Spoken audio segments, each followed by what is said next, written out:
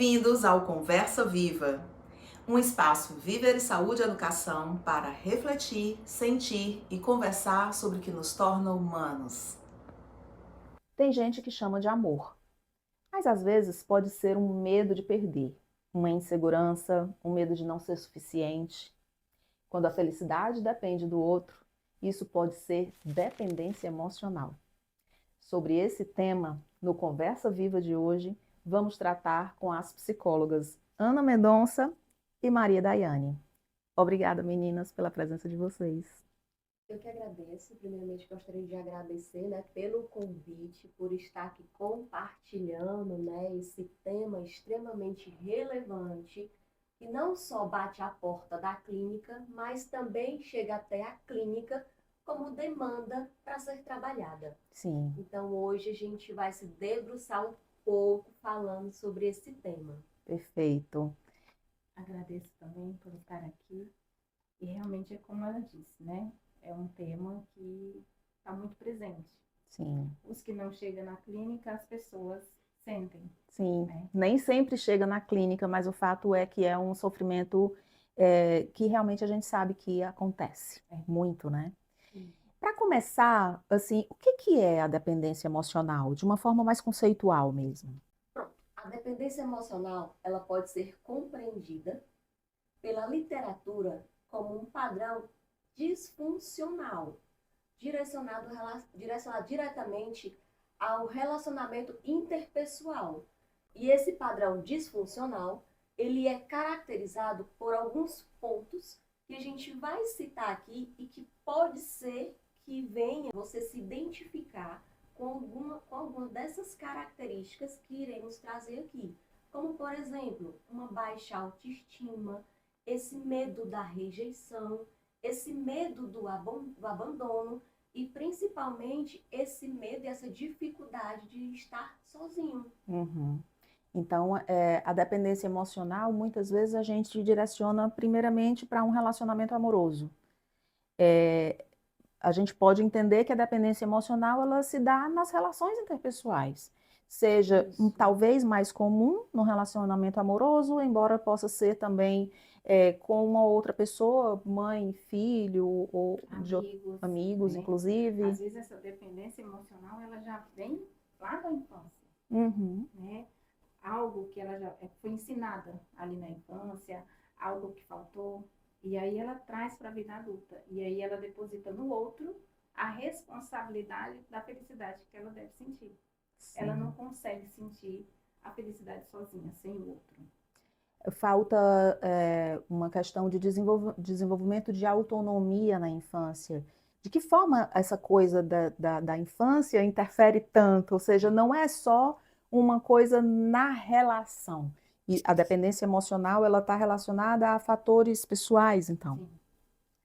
Exatamente. Complementando essa parte, se a gente volta um pouco na história e traz a questão da infância, a gente passa a entender que, para além de uma necessidade fisiológica, existe uma necessidade, sim, de afeto. E quando esse afeto, muitas vezes, ele não é de uma maneira atendida a ponto de proporcionar a essa criança um processo de desenvolvimento e autonomia, existe um outro extremo de uma superproteção. Então, o que aparece muito é essa questão, ou uma superproteção, ou uma ausência extrema, ou até negligência emocional.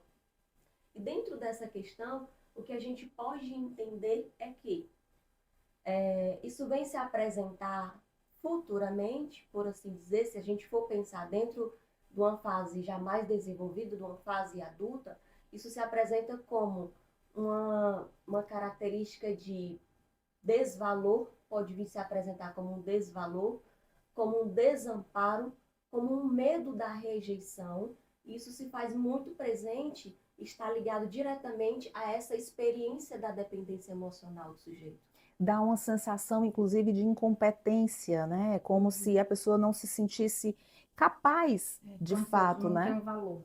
Sim, então essa crença de desvalor, essa crença de desamparo, esse pano de fundo que vai estar ali para todas as ações e aí que desemboca geralmente nas relações. Um exemplo assim bem realista, né? É aquele que, para não levar só para o lado do relacionamento, conjugal, a dependência emocional.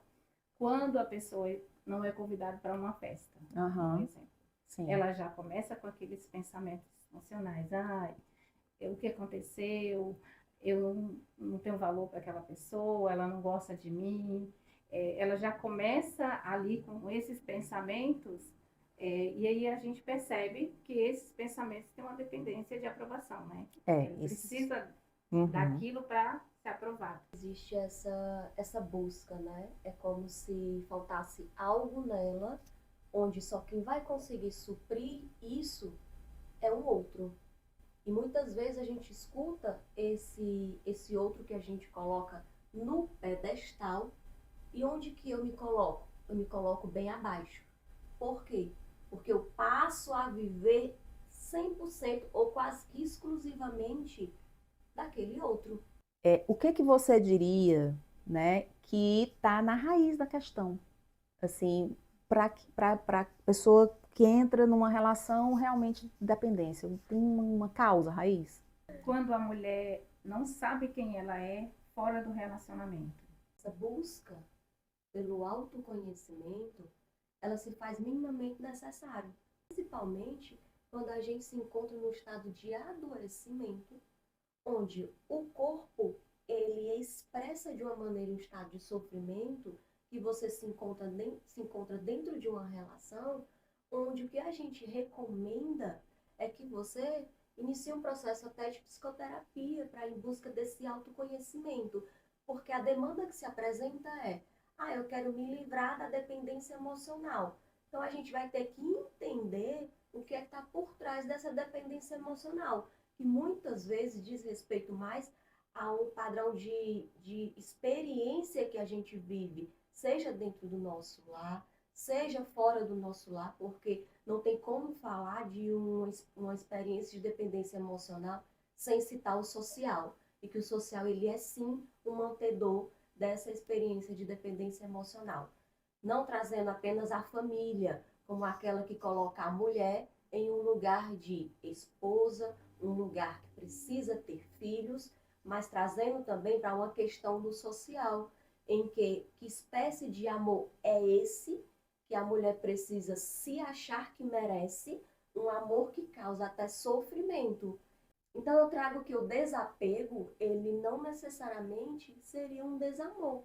E eu deixo o questionamento para nós que estamos aqui, para vocês que estão nos assistindo, que será que estamos mesmos preparados para uma experiência de relacionamento, de uma independência de amor?